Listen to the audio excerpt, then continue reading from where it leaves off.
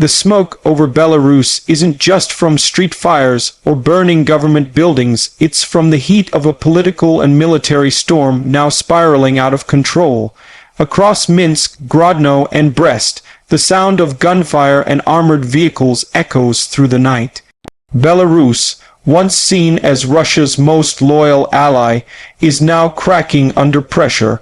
Soldiers are defecting, civilians are marching, and President Alexander Lukashenko's grip on power is weakening fast. What began as scattered protests after disputed military purges has now evolved into a full-scale uprising, and this time Russia's hand is deeply involved. From the outside, it looks like another regional crisis. But inside Belarus, the situation is dangerously different. Russian advisors have arrived under the pretext of stabilizing the government, yet their real goal seems to be maintaining Moscow's influence. Kremlin spokespersons deny any direct military intervention, but satellite images and eyewitness videos show Russian armored convoys crossing into Belarus from the Smolensk region. Putin cannot afford to lose Belarus. It's his western shield, a crucial buffer zone between NATO and Russia. Losing Minsk would mean opening a new front near Russia's heartland. The interior scene of this conflict is far more complicated than what headlines suggest. Inside the Belarusian army, divisions are growing sharply. Some units loyal to Lukashenko are clashing with those refusing to fire on civilians. Reports confirm that several battalions have switched allegiance, declaring neutrality or openly siding with protesters. Social media footage shows soldiers removing state insignias from their uniforms, a rare act of rebellion in a country where dissent has long meant imprisonment. This internal fracture has paralyzed the military chain of command. Communication lines between field officers and the defense ministry have reportedly collapsed, while pro-Russian advisors now try to coordinate loyal units from underground command centers near Minsk. Meanwhile, Ukraine is watching carefully from the south. Kiev's intelligence agencies have confirmed that Russian operatives are using Belarusian territory to move logistics and possibly reinforce northern flanks if Ukraine makes further advances. For Ukraine, this chaos presents both a risk and an opportunity. A destabilized Belarus weakens Russia's regional strategy and potentially opens a new northern vulnerability for Moscow. However, Kiev also fears that Moscow could use the turmoil as an excuse to redeploy more troops into Belarus and pressure Ukraine from two directions. Ukrainian drones have reportedly increased surveillance flights along the Belarusian border to monitor movements, ensuring that no surprise offensive forms under the cover of Belarusian security operations. At this midpoint, a quick reminder you're watching Red Alert Conflict, where we analyze global military and geopolitical events with precision and clarity. Subscribe now so you don't miss any critical updates from the world's most volatile regions. Now, examining the performance aspect of this crisis, Russia's actions here reflect a familiar pattern. Moscow has historically used hybrid warfare, a mix of information control, covert operations, and political manipulation to sustain influence over its neighbors. Just like in Crimea and eastern Ukraine, Russian peacekeepers have appeared at strategic locations in Belarus. Their role is officially non-combatant, but locals report they are directing logistics and intelligence operations. This suggests Moscow's true intention is not stabilization, but occupation through control. Lukashenko, isolated and desperate, is relying entirely on Russian backing to maintain power, effectively turning Belarus into a proxy state.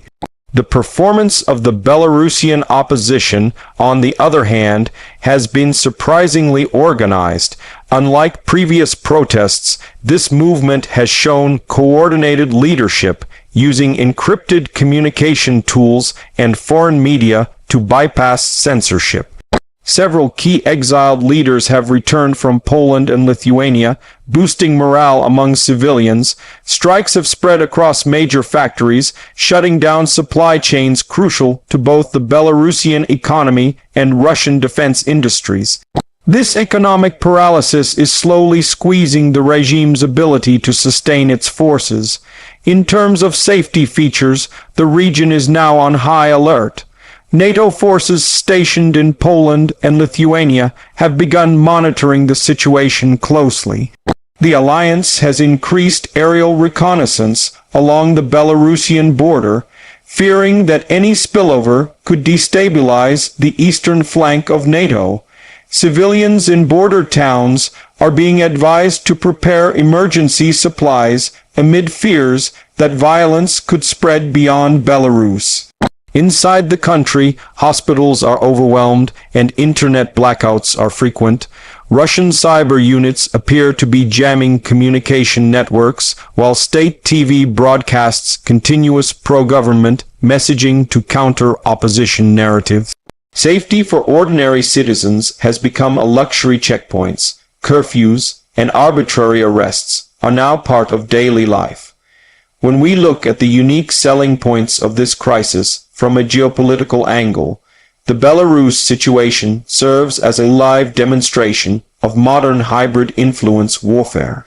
For Russia, Belarus is the testing ground for controlling a collapsing ally without full-scale invasion. For Ukraine, it's a chance to see how Moscow reacts under pressure and possibly exploit that to regain momentum on the battlefield.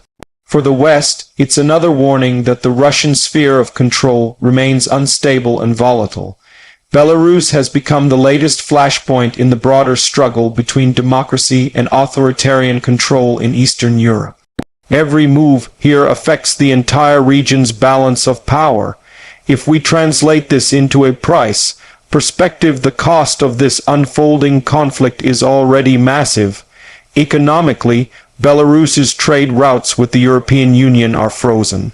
Sanctions have intensified, cutting off fuel and technology imports. Russia is pouring in financial and logistical support, but its own war economy is already overstretched by the invasion of Ukraine.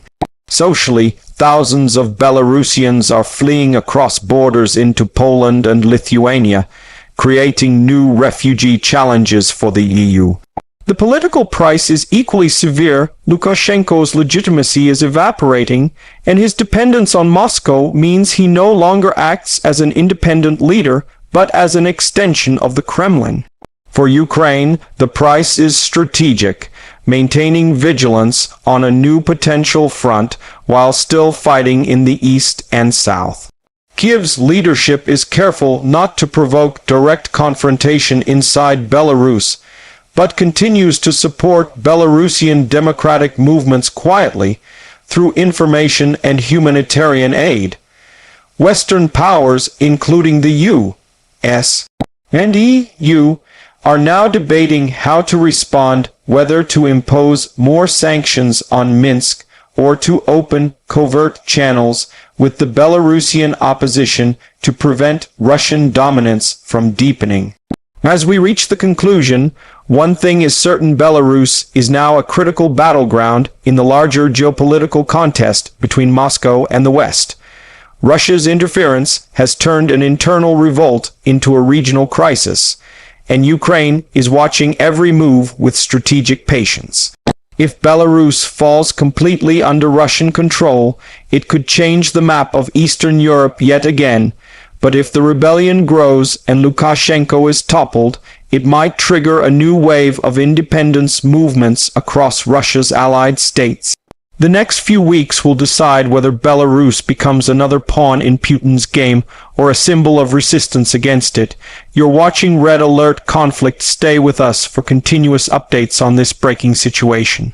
Don't forget to subscribe, share, and stay alert, because every shift in Belarus could redefine the power balance of an entire region.